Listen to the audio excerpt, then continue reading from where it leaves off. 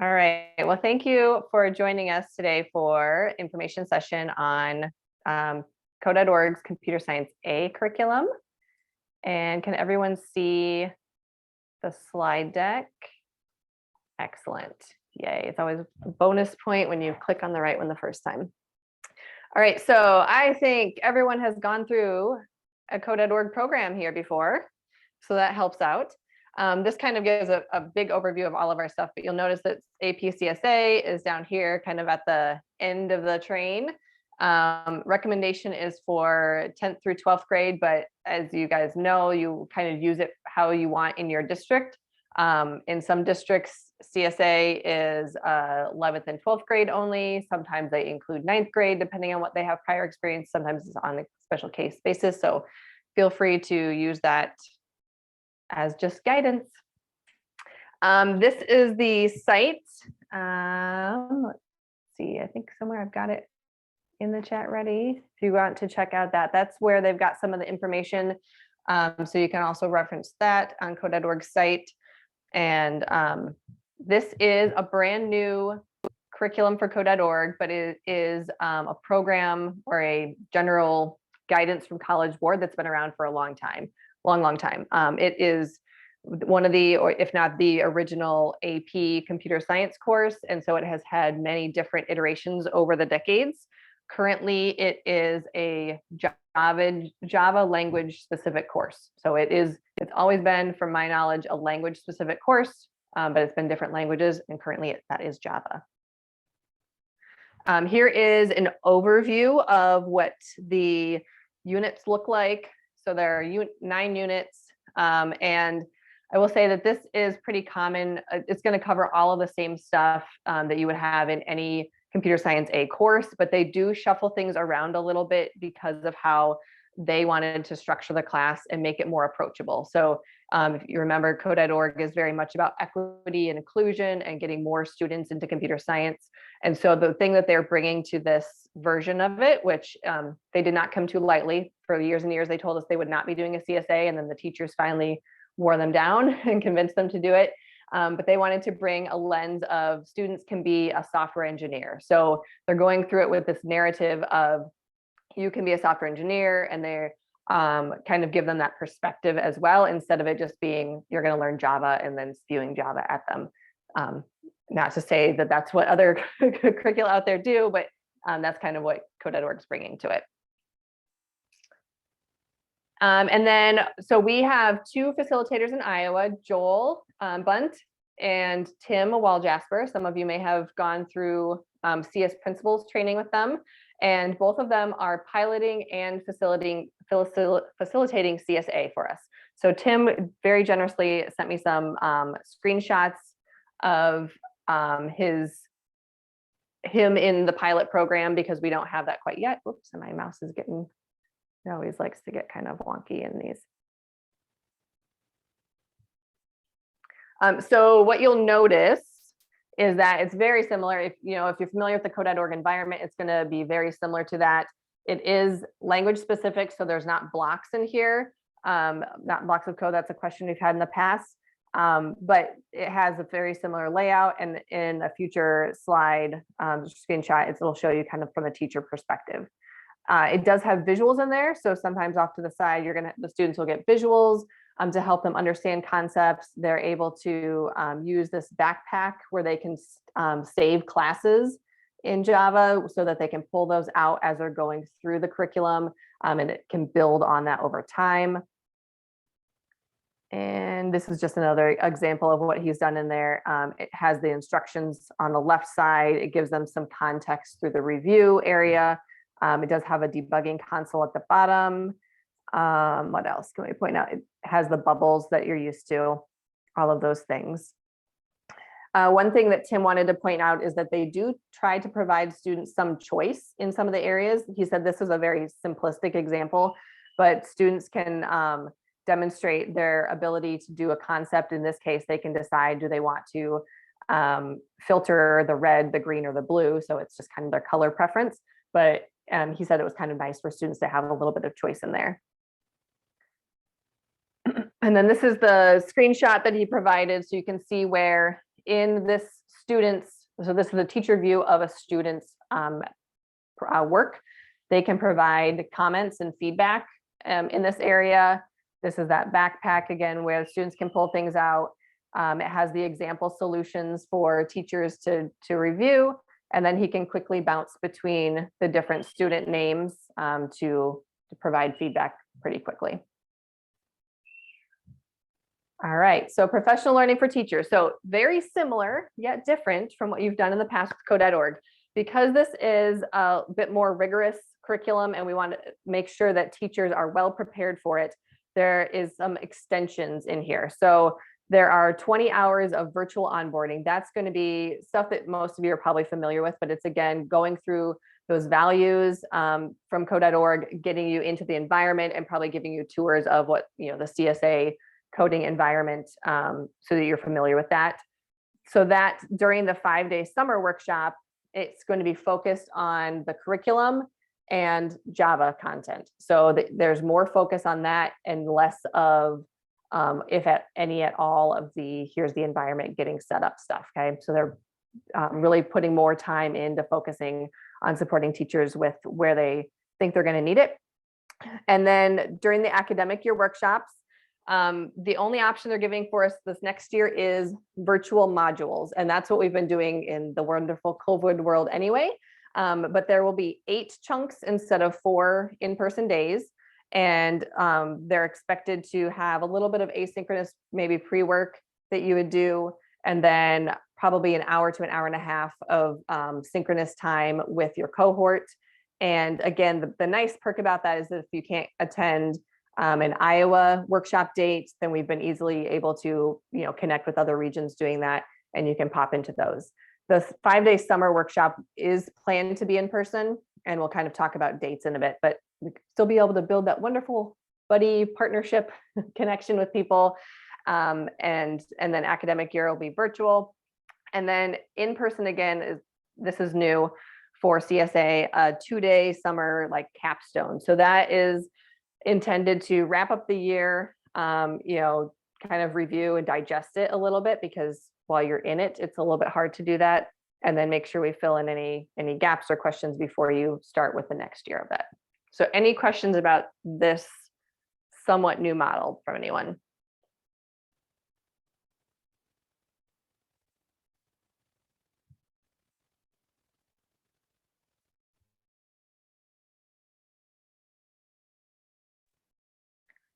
All right. So this is some guidance that code.org provided. So wondering if teachers are a good fit. So teachers, this is the recommendation, should be able to write and debug an error-free function with 1 or more parameters using conditional logic, loops, and an array or list. So that's kind of the what they would like you to do. And what we're doing in Iowa is this first time around, we're providing that guidance. And then if we've got teachers, because we're training a lot of people in CS principles these last 2 years and next year expected to, figuring out if we need to help people get from where they are to this point, figuring out what that is. But this first round, at least, kind of do a self-assessment. If you feel pretty comfortable with that, then green light.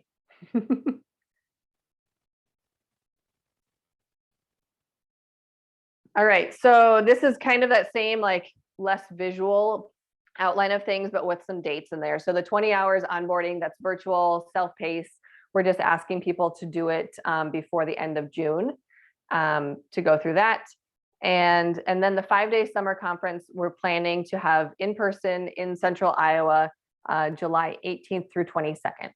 So that is because we have other workshops happening about the same time. So it's easy for us to pull that in. Facilitators are available, which is key. And Central Iowa, because this will be statewide, we're expecting 1 cohort this year, since it's the first year that code.org's running the non-pilot version of it. And then if we need more spots or that, we'll maybe be able to work with some other regions to see if we can handle that.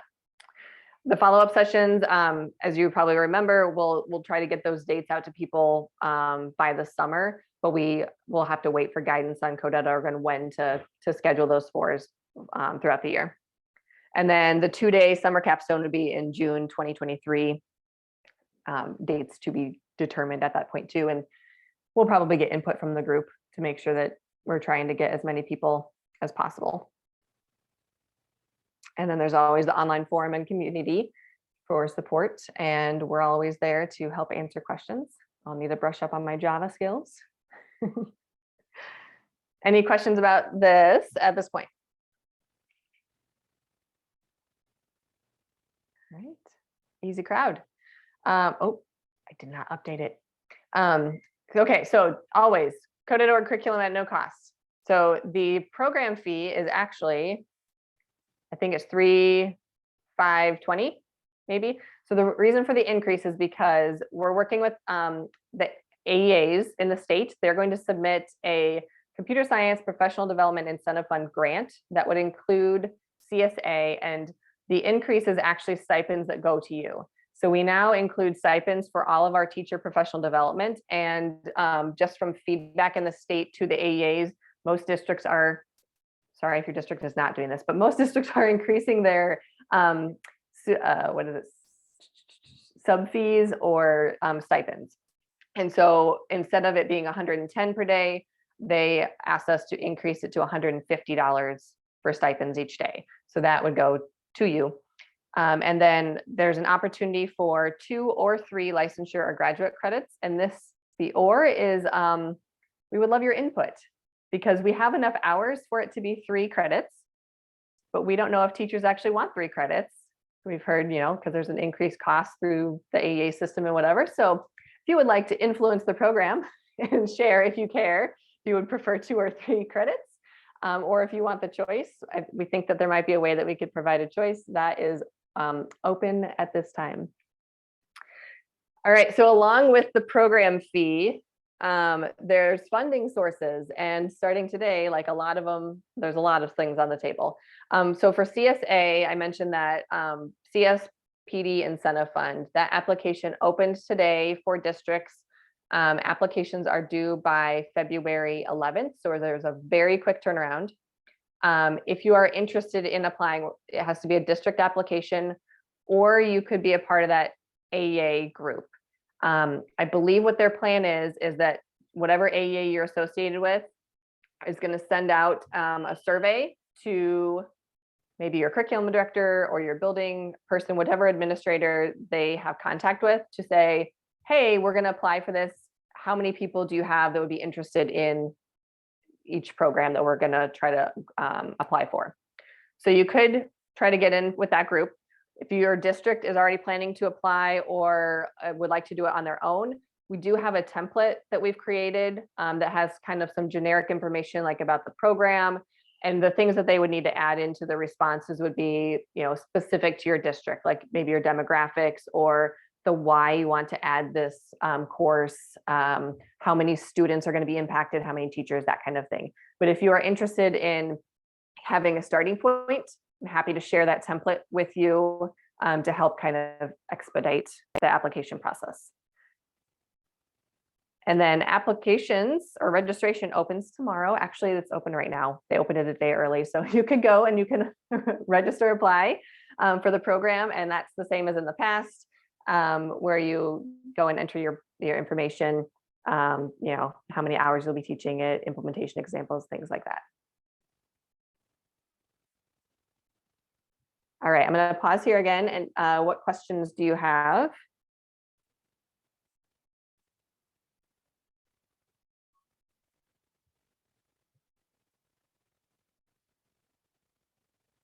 No questions. So you guys, good crowd. Oh, there's the question button.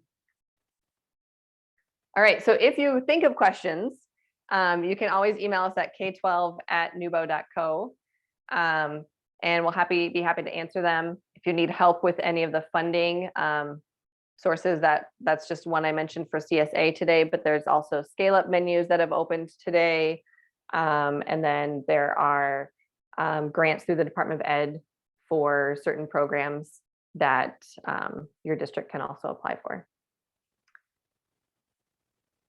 All right, final chance. What questions do you have? How can we help?